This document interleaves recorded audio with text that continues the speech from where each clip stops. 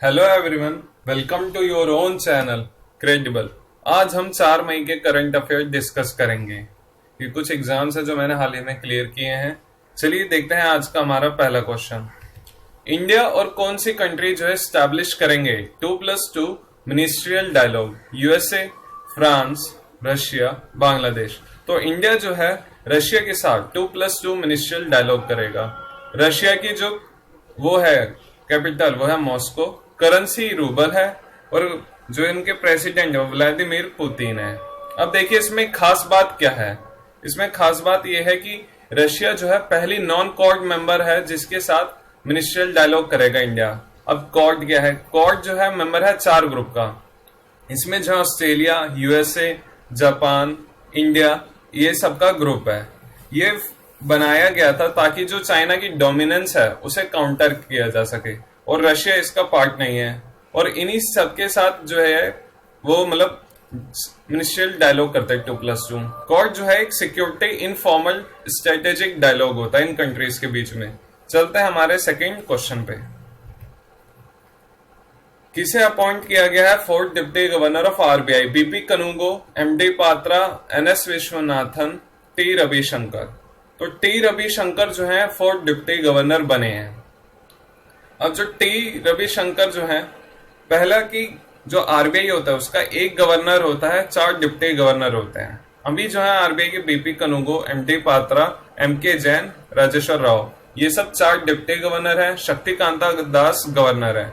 अब रविशंकर जो है फोर्थ डिप्टी गवर्नर बने हैं। ये सक्सीड करेंगे बीपी कनुगो को, ये रिटायर हो चुके हैं। चलते हैं हमारे अगले क्वेश्चन पर।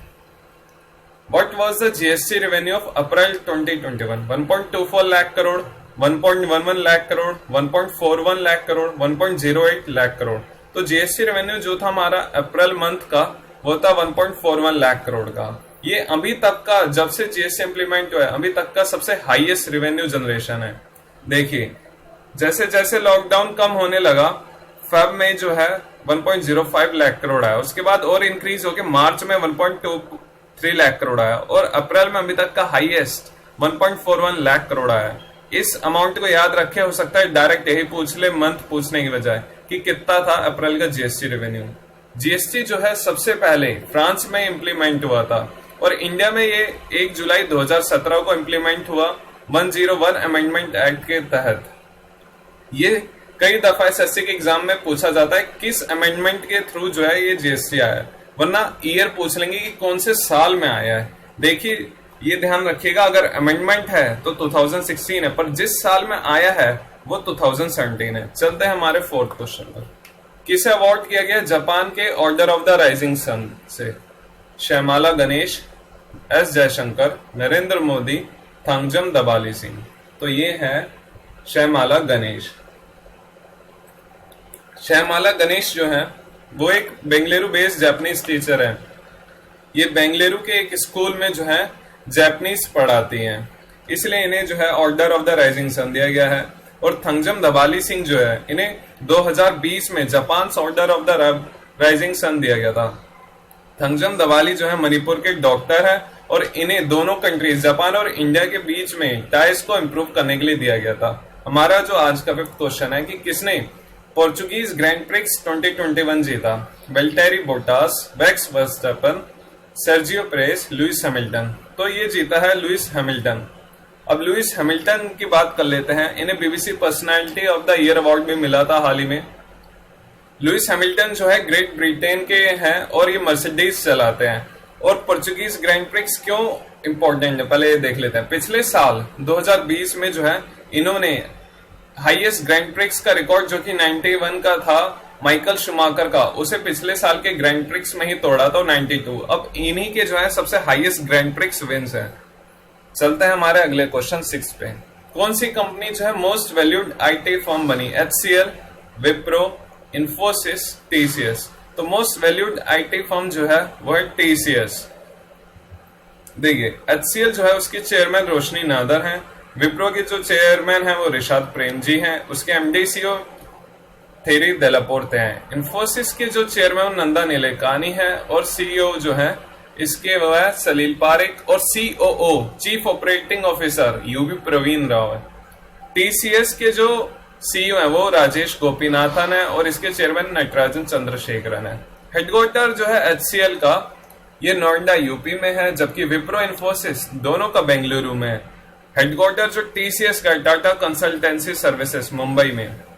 देखिए मोस्ट वैल्यूड आईटी फर्म तो टीसीएस रहा, सेकंड पे इन्फोसिस आया और इस बार थोड़ा फेरबदल हुआ, विप्रो थर्ड पे आया और एचसीएल फोर्थ पे आया। चलते हैं हमारे 7th क्वेश्चन पे। कौन सा बैंक है जिसने लॉन्च किया immune India deposit scheme? Union bank of India, state bank of India, central bank of India, bank of Baroda. ये स्कीम जो है सेंट्रल बैंक ऑफ इंडिया के द्वारा लॉन्च की गई है। अब इस स्कीम में होगा क्या, जो लोग वैक्सीनेटेड है उन्हें central bank of India 25 basis point का एडिशनल इंटरेस्ट रेट देगा अपनी डिपॉजिट स्कीम पे। देखिए अगर उसका भी डिपॉजिट रेट एफडी होता है जैसे 4 है तो उन्हें 4.25 देगा वैक्सीनेटेड पीपल को। ये वैक्सीन निकाली है, उसका मैच्योरिटी पीरियड जो है 111 डेज का होगा। एमडी सीईओ जो है सेंट्रल बैंक ऑफ इंडिया के माता वेंकटा राव है, इसका हेडक्वार्टर मुंबई में है। चलते हैं 8th क्वेश्चन पे।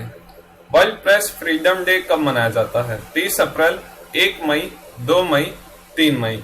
ये मनाया जाता है 3 मई को। इसके मनाने का कारण है ताकि ट्रिब्यूट दिया जा सके उन लोगों को जिन्होंने अपनी जानें गंवा दी रिपोर्टिंग करते वक्त, या जो अभी जो है पेंडेमिक सिचुएशन में अपनी जान को जोखिम में डाल के रिपोर्टिंग कर रहे हैं। इसकी जो थीम है वो है information as a public good.